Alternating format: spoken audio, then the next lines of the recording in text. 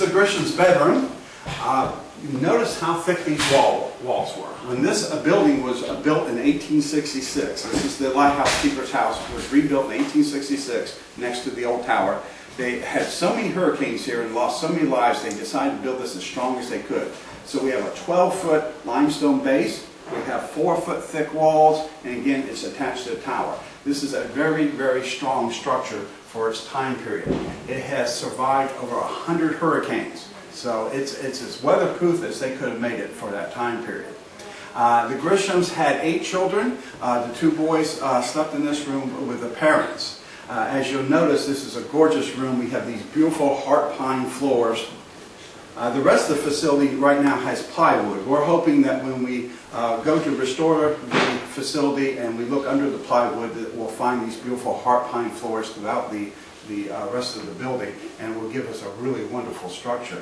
Also, we have the beautiful walls. This is called beadboard. It goes back to the early 20th century as well. When the house was originally built in the 1860s, it was actually a duplex.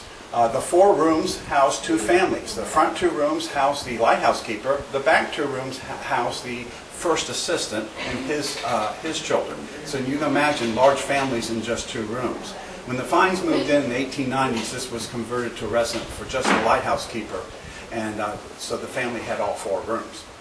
This bedroom was for the Grisham's daughters. They had 6 daughters. They all slept in this very small room.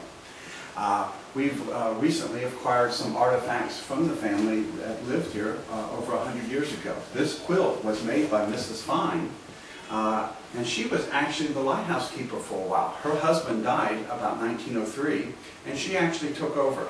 Unlike many agencies, the lighthouse service was really ahead of its time in how they treated women. Of course, a lot of that was practical. The lighthouse light had to go on that day, so if the light keeper died, the family literally took over. But the lighthouse service was very good. Not only would they certify the lighthouse keeper's wife, or now widow, they would certify her as the next lighthouse keeper and usually kept her at the same pay. Very unusual, and that goes all the way back to the 1850s. We've had 2 women lighthouse keepers, Mrs. Kennedy in the 1850s, Mrs. Fine, who made this beautiful quilt, was lighthouse keeper from 1903 to about 1907. This is the north room. This was one time a kitchen, sort of combination living room. We have a lot of stories from the family.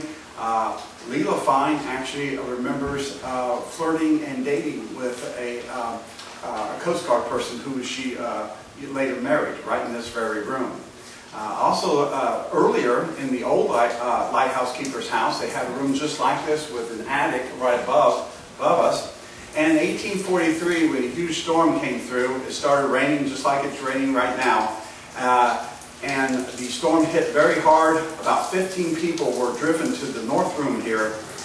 They fell asleep when the eye of the hurricane came over. Around 2 in the morning, as the second part of the hurricane came over, water rushed into the room so fast they couldn't even get to the tower. So they had to rush up into the attic to get out away from the water. Believe it or not, according to the report, the wind knocks the roof off. Then the water raises. Evidently the house wasn't built well because the attic floor now becomes dislodged and they're all hanging onto it, and it now acts as a raft, and it literally floats up out of the building. Eventually the raft breaks in half. Half of them drown, about 8 survive, we lose about 13 people. The 8 survivors are picked up about 5 miles down the coast.